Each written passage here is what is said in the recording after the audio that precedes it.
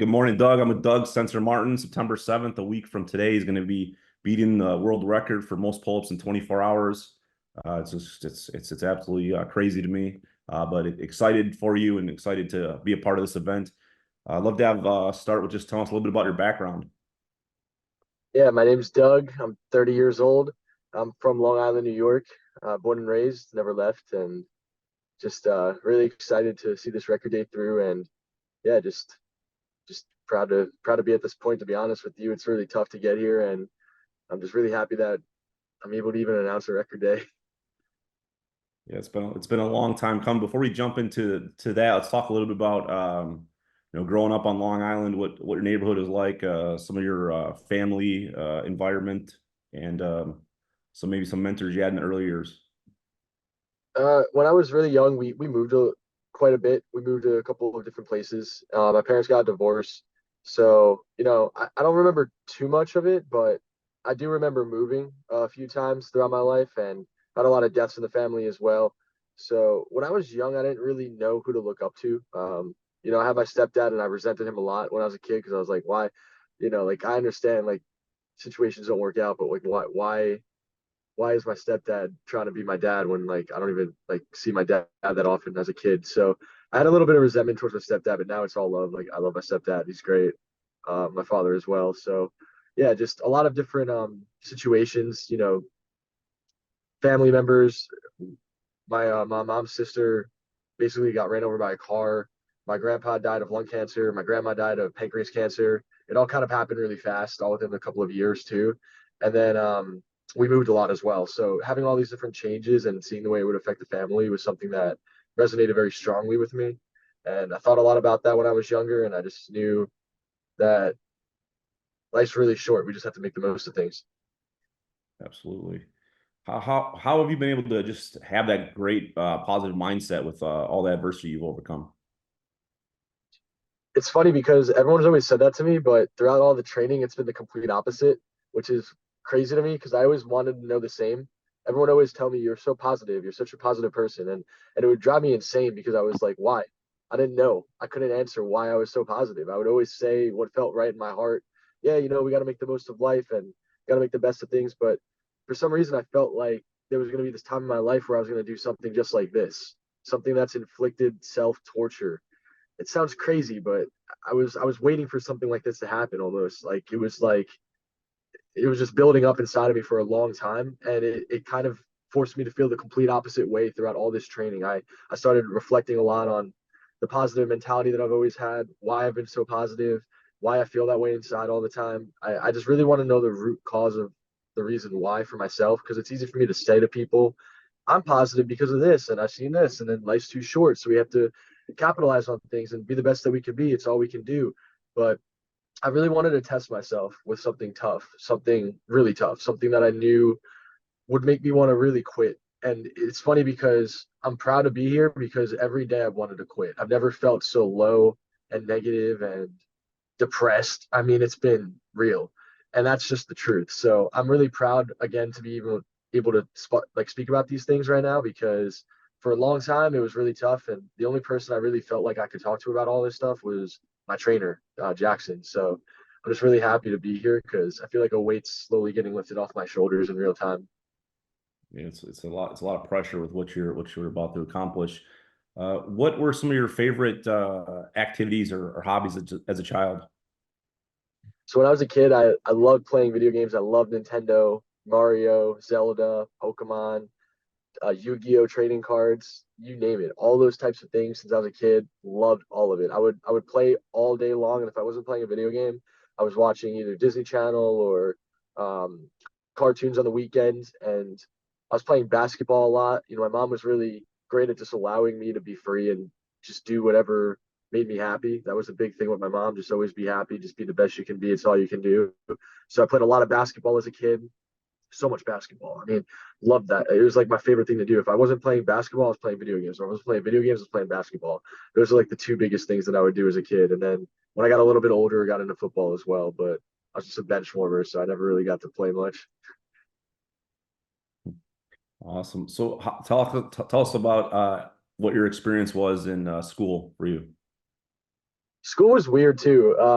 When I was young, I had a good group of friends that I would hang out with, and we'd play like manhunt, and we'd do all the normal things the kids would do, and have block parties over the summertime, all that fun stuff. And then when we started switching schools, when I was 12, I went from basically like an all white school to an all black and Spanish school, and I really didn't want to go at first.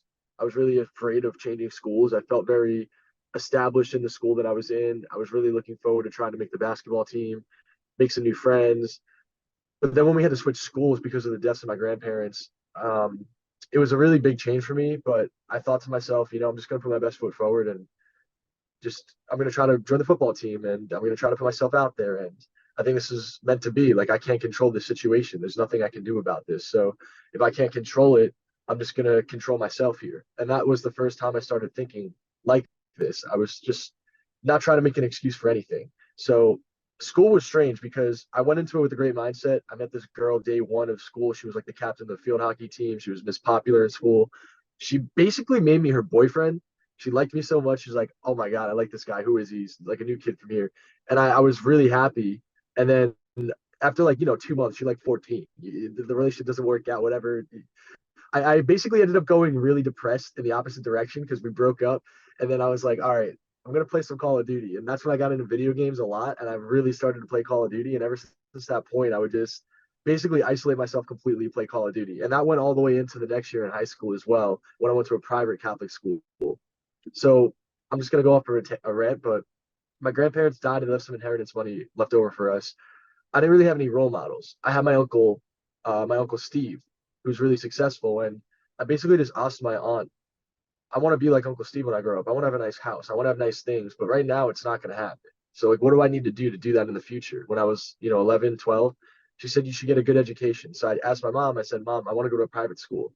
I'd really love to do that. I want to get a great education. So my mom took the inheritance money from our grandparents to send me to a private school. And when I went to this private school, I felt like the biggest letdown because all throughout private school, I was so obsessed with Call of Duty where I couldn't even think about school. It was to the point where I was sleeping in school all day long. I had no friends. I didn't even kiss a girl in high school. I mean, my mom thought that I was gay. It was crazy. I was like, Mom, look, I don't know why I'm doing this to myself, but I can't help it. I just have to play this game. Like, I just have to see this thing through, and I just really want to see if I'm good enough to do it. Like, I love playing games so much to the point where it was an extreme obsession, honestly. It was to the point where like I was number one in the world as a kid when I was 15, and like I held the number one spot for the entire game, and I didn't even play it anymore. I moved on to competitive, and then I got into competitive, and I'm trying to be the best in that, and then I got to be the best in that. And it starts changing you in all these ways. You're like, well, if I work really hard, I could be the best at something. And then it just changes you a lot. And then you kind of have to come back down to earth and find your happy medium with that extreme focus. It's so unhealthy, and it's something I've always been trying to balance and conquer myself, just to be able to like calm it down a bit. Yeah, so wow. When did you decide to go for this record? I decided to go for this record in May of 2023. It wasn't really sitting in my head at all. I didn't really think about it too much. Um, I just knew that I was feeling like history was repeating itself. Like every 10 years, I feel like something crazy happens in my life, and I just felt something happening to me. I couldn't explain it, but I just felt like I needed changes. I had a lot of things that needed to change in my life. I was smoking a lot of weed. I didn't like that about myself. I went through this phase of just basically being a stoner, and it was a lot of fun, but I just really felt that it was time for me to really start thinking about settling down, even though I'm single, I don't have a girlfriend. Having a family and just being a great parent to my kids is something that I've always wanted to have in my life at some point. So I just kept on thinking about this thought of wanting to push myself to change, to grow, to meet new people, and see what happens with life. So I felt doing something like this was a perfect way to forcing that change because I didn't really know if I was strong enough to make all those changes at the time. I felt very weak inside. I didn't feel like the best version of myself. I felt like I've let myself down a lot. I feel like I bounce in polar opposite directions all the time. And I think doing something like this is a great way of regulating yourself and controlling your emotions, controlling your thoughts, and controlling your attitude, and just trying to be the best you can be, which is something my mom would always tell me. That's awesome. When did you decide pull-ups? What made you what made you decide that, the pull-up record that's the record you want to go after? So I was a captain of Boston in Call of Duty's second team, and I basically was a person in charge of recruiting players and playing with them and fostering the talent, working with them, and helping them get into the professional league. And everyone that I would pick up was going to the league and making a lot of money and finding success.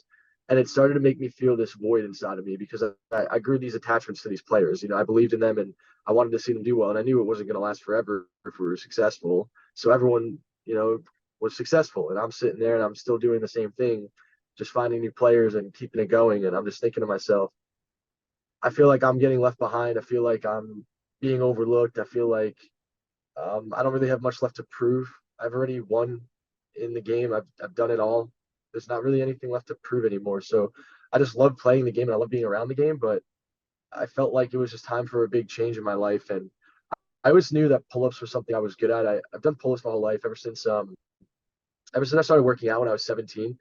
I got into doing pull-ups pretty quickly, and I had some great bodybuilding mentors as well who would enforce calisthenics into me before doing workouts. So I would do 3 sets of 10 pull-ups before every single workout for 12 straight years.